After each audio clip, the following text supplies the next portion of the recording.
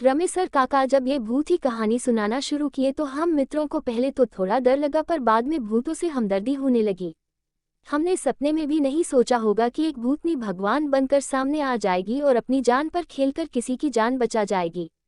जी हाँ, ये कहानी एक ऐसी ही भूतनी की है जो मकरेरा से टिकरहिया जाने वाली छोटी लाइन पर घूमते रहती थी और लोगों के साथ ही जानवरों आदि की जान भी बचाया करती थी।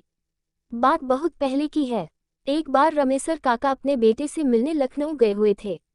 वे शाम को लगभग 4 बजे लखनऊ से ट्रेन पकड़कर मकरेरा के लिए रवाना हुए।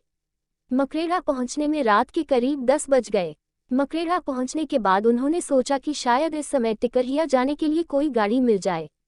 टिकरहिया और मकरेरा के बीच मात्र 6-7 किलोमीटर की दूरी थी और इस रूट पर 1-2 पैसेंजर गाड़ियां दौड़ा करती थीं। पर मकरेरा से टिकरहिया होकर आगे जाने वाली रात वाली पैसेंजर निकल चुकी थी। अब रमेसर काका क्या करें? पहले तो उन्होंने वह रात स्टेशन पर ही गुजारने की सोची, पर फिर पता नहीं उन्हें क्या सूझा कि अपना झोला झंटा उठाए और रेल की पटरी पकड़कर मकरेरा से टिकरहिया की ओर चल दिए। टिकरहिया में स्टेशन से थोड़ी ही दूर पर उन्होंने एक झोपड़ी डाल रखी थी और उसी में चाय पकौड़ी आदि बेचा करते थे। रमेसर काका निडर होकर तेजी से पटरी के किनारे किनारे आगे बढ़े चले जा रहे थे। उन्हें तो देर सबेर पैदल ही पटरियों से होकर इधर उधर आने जाने की आदत थी। अस्तु उस काली रात में भी वे तेजी से ऐसे बढ़े चले जा रहे थे जैसे दिन का प्रकाश हो। अभी रमेसर काका लगभग 1 किलोमीटर तक बढ़े होंगे, तभी उन्हें पटरी के बीच एक बकरी मिनमियाती हुई नजर आई। उन्होंने पास जाकर देखा तो एक बकरी जिसके गले में पगहा बंधा था और वह पगहा पटरी के बीच में फंस गया था। पहले तो रमेसर काका के दिमाग में यह बात आई कि आखिर इतनी रात को ये बकरी यहाँ कैसे आ गई और अगर कोई लेकर आया था तो इसे छोड़कर क्यों चला गया। खैर, रमेसर काका ने और अपने दिमाग पर जोर न डालते हुए उस बकरी के फंसे पगहे को निकालने की कोशिश शुरू कर दी। पर पगहा इस तरह से फंसा हुआ था कि निकलने का नाम ही नहीं ले रहा था। इसी दौरान उस लाइन से होकर एक मालगाड़ी धीरे गति से आगे बढ़ रही थी। रमेसर काका उस बकरी के पगहे को निकालने में इतने मशगूल थे कि उन्हें आती हुई ना मालगाड़ी की सुध थी और ना ही उन्हें उसकी आवाज़ सुनाई दे रही थी। धीरे धीरे वह मालगाड़ी रमेसर काका के काफ़ी करीब आ गई। अरे ये क्या! अब जाकर रमेसर काका को मालगाड़ी का आभास हुआ और वे कूदकर पटरी पर से हटना चाहे, पर यह क्या, वे ज्यों कूदकर भागना चाहे त्यों ही उस बकरी ने विकराल रूप पकड़ लिया। ऐसा लगता था कि बकरी के रूप में कोई दैत्य है। अब तो रमेसर काका थोड़ा डर भी गए और उस बकरी ने भागते रमेसर काका की धोती ही मुंह में दबाकर पटरी की ओर खींचने लगी। अब रमेसर काका एकदम से असहाय हो गए थे और पसीने से पूरी तरह भीग भी गए थे। अब वह मालगाड़ी और भी करीब आ गई थी। ऐसा लगता था कि अब उनका जीवन नहीं बचेगा। मौत एकदम से उनके सर पर खड़ी नजर आ रही थी। उनका धैर्य और बल भी जवाब देने लगे थे और वे न चाहते हुए भी पटरी की ओर खींचे चले जा रहे थे। अचानक कुछ ऐसा घटा जो रमेसर काका की समझ से परे था। अचानक एक 15-16 साल की सुंदर कन्या प्रकट हो गई और देखते ही देखते उसने उस बकरी के मुंह से रमेसर काका की धोती छुड़ाने लगी। अब तो वहां का दृश्य बहुत ही भयंकर हो गया था। रमेसर काका पूरी तरह से डरे सहमे थे, पर इस किशोरी के आने से उन्हें थोड़ी राहत मिली थी। अब मालगाड़ी लगभग 10 मीटर की दूरी पर आ गई थी। अब तो उस बकरी और उस किशोरी की लड़ाई और भी भयंकर हो गई थी।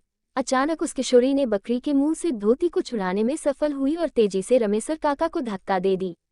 अब रमेसर काका पटरी से थोड़ी दूर जाकर गिर गए थे। वे गिरे गिरे अपने पास से मालगाड़ी को गुजरते हुए देख रहे थे और साथ ही यह भी कि पटरी पर अभी भी उस बकरी और किशोरी में भयंकर लड़ाई चल ही रही है।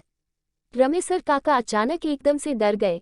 उनके डरने का कारण यह था कि अभी तक तो वे केवल उन दोनों की लड़ाई और गुजरती हुई मालगाड़ी को देख रहे थे, पर उन्होंने इस बात पर ध्यान नहीं दिया था कि वह बकरी और किशोरी उसी पटरी पर लड़ रहे हैं जिस पर से मालगाड़ी गुजर रही है। पर इन दोनों को इससे कोई फर्क नहीं पड़ रहा था और ना ही वे दोनों मालगाड़ी के पहियों के नीचे आ रहे थे, और कभी कभी नीचे भी आते तो भी कोई फर्क नहीं पड़ता।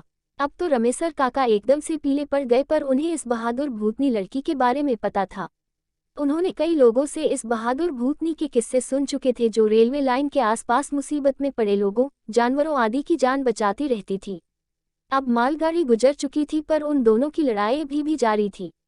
अचानक लड़की ने कसकर उस बकरी के पगहे को उसके गले में लपेटकर खींचना शुरू किया। ऐसा लगा कि उस बकरी का गला पूरी तरह से दब गया और वह एक भयंकर आवाज में मिनमियाई। लड़की को पता नहीं क्या सूझा कि उसने उसका पगहा छोड़ दिया। पगहा छोड़ते ही वह बकरी मिनमियाते हुए पता नहीं कहाँ गायब हो गई। अब वह लड़की धीरे धीरे रमेसर काका की ओर बढ़ने लगी।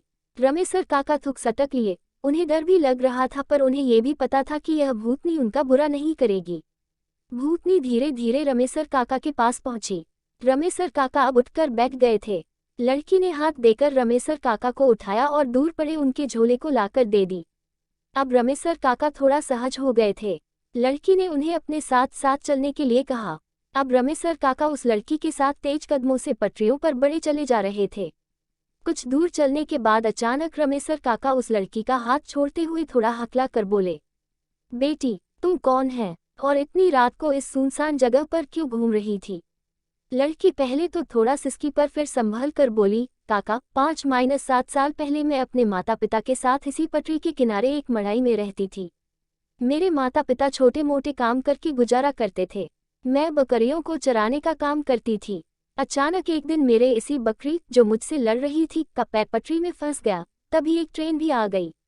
मैंने उसे बचाने की बहुत कोशिश की और इस कोशिश में इस बकरी के साथ मैं भी भगवान को प्यारी हो गई। इतना कहने के बाद वह किशोरी फूट फूट कर रोने लगी। अब रमेसर काका की हिम्मत थोड़ी बढ़ी और उन्होंने प्रेम से उस किशोरी के सर पर अपना हाथ रख दिया। किशोरी थोड़ी शांत हो गई। कुछ देर चुप्पी छाई रही। फिर रमेसर काका ने पूछा कि बेटी, पर वह बकरी मुझे मारना क्यों चाहती थी? इस पर उस किशोरी ने कहा कि दरअसल उस बकरी को लगता है कि उसकी जान ड्राइवर ने ले ली थी और उसके बाद से वह हमेशा इंसान को मारने की कोशिश करती है, जबकि मैं उसे बार बार समझाने की कोशिश करती हूँ कि उसकी और मेरी मौत उस ड्राइवर के वजह से नहीं, अपितु उसकी बकरी की गलती से हुई थी, पर वह किसी भी कीमत पर यह मानने को तैयार नहीं है। बातों ही बातों में रमेसर काका उस किशोरी के साथ टिकरिया स्टेशन के पास पहुंच गए। लड़की ने कहा कि काका, अब आप चले जाए, मैं इसके आगे नहीं आ सकती। पर रमेसर काका ने उससे कहा कि बेटी, तून बहुत ही अच्छी है और मैं चाहता हूँ कि तून भी मेरे घर चले, मेरी बेटी जैसी रहे। काका की इन बातों को सुनकर वह किशोरी थोड़ी भावुक हुई, पर ऐसा नहीं हो सकता कहकर जाने लगी।